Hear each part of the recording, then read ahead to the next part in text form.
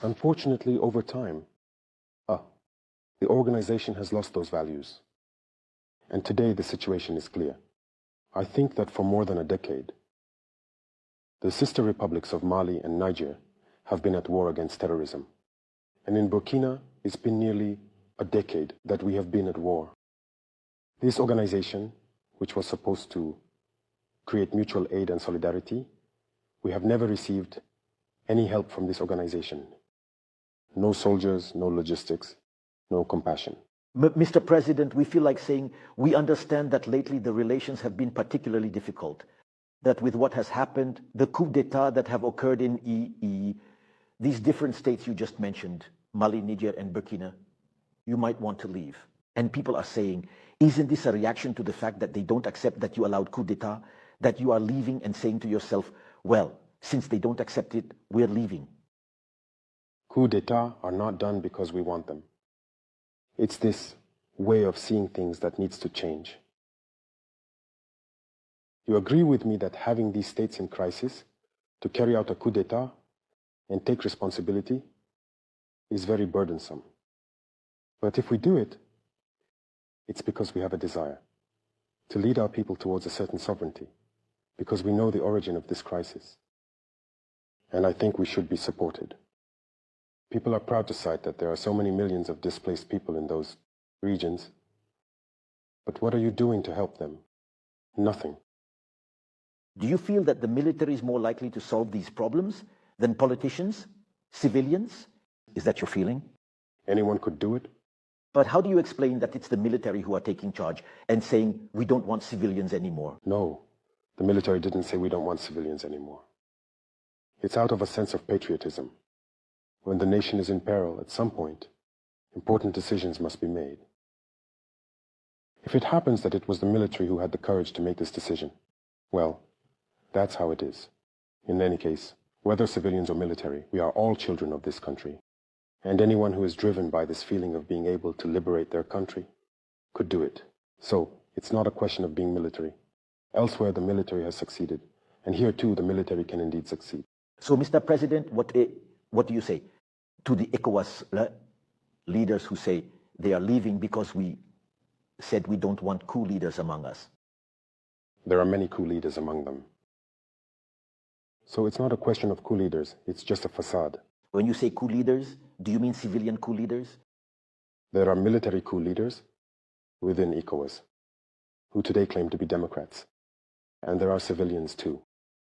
There are worse than coup leaders.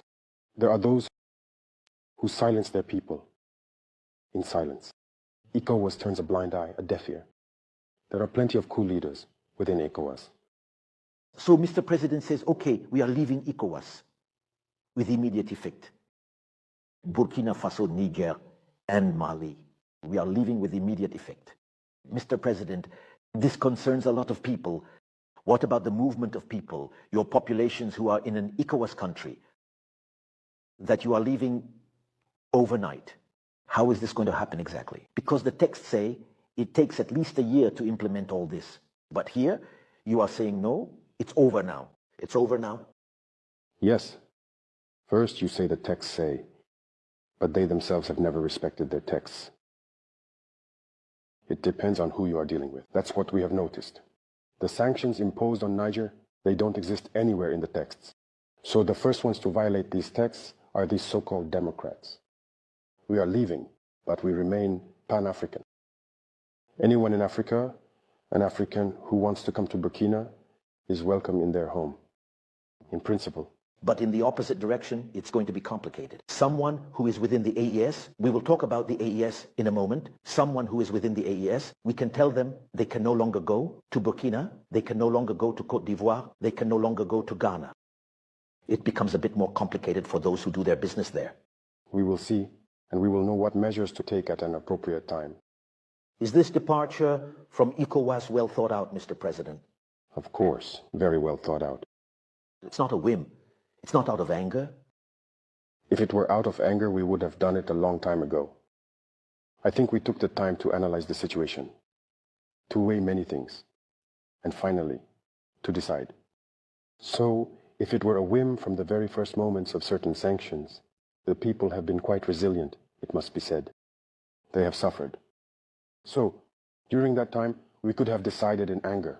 Now, we have taken the time to observe, to analyze the situation, and to convince ourselves of our strengths before deciding. And you took everyone by surprise. Another element in this, let's say, this new way of shaping West Africa, the AES, the Alliance of Sahel States. Mr. President, is the AES viable? On paper, it's very, very appealing, but is it viable?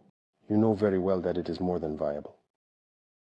You know, for a long time, our people have been kept in a certain philosophy, always making us believe that we can't do anything without others. Today, our mission is to awaken consciousness. You are doing it very well, by the way. Yes. I appreciate it a lot. We need to awaken consciousness for the youth to realize what they have at home.